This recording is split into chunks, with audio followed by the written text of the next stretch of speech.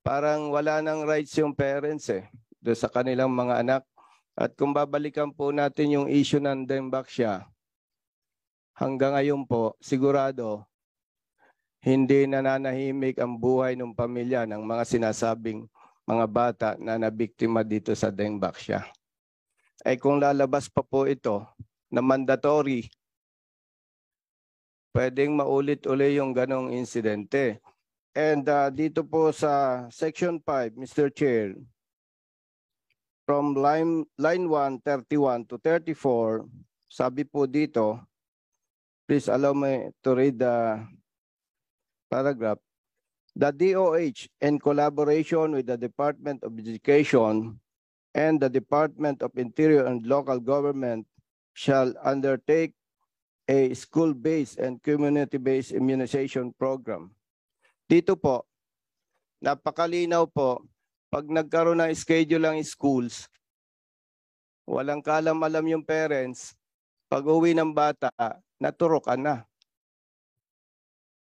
Ang mga teachers and other personnel involved, legally, absulto do sa kanilang gagawin kung may sa batas ito. Kasi po, Mr. Chair, nakalagay po dito mandatory. Aside from that, kung may labas at may pasa ito, meron na tayong obligasyon na pondohan yung bilyones na ituturok sa mga bata.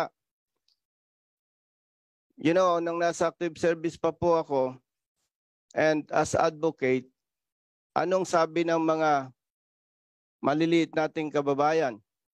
Ang ating mga batas, butas-butas. Anong ginagawa ng mga congressman?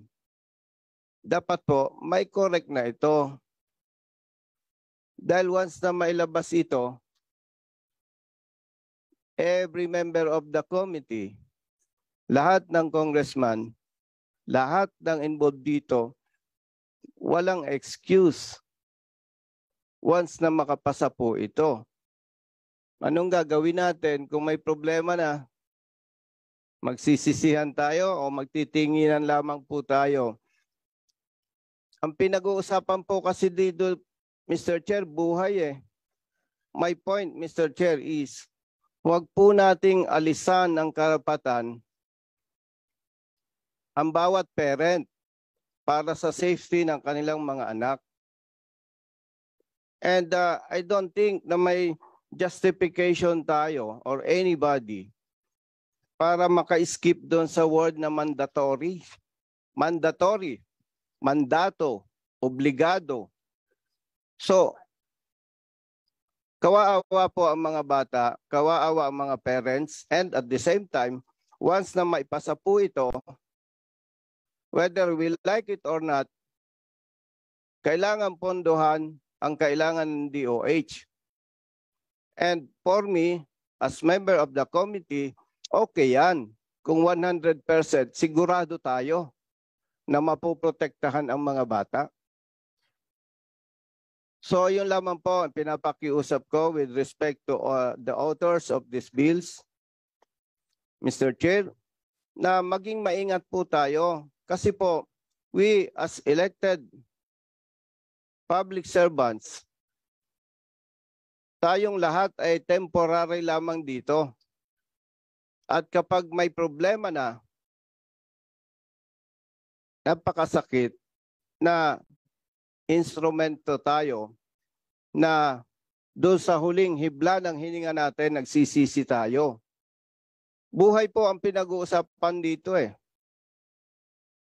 And rights of the parents. Sino po ang sisisihin dito? Tayo. So, Mr. Chair, maging maingat po sana tayo dito sa batas na ito. Masyadong kawaawa ang mahihirap nating kababayan. Kasi po, nakakaalarma itong term na mandatory. Ang parents wala nang control dyan. Pagpasok sa eskwela, pagbalik, nanay, mami, daddy, tinurukan po kami. Wala na. Nalalagay sa peligro yung buhay ng mga bata, mawawala ng karapatan yung kanilang mga parents at malaking pera po ang magiging involved dito na kailangan pondohan ng ating pamahalaan. Yun lamang po, Mr. Chair.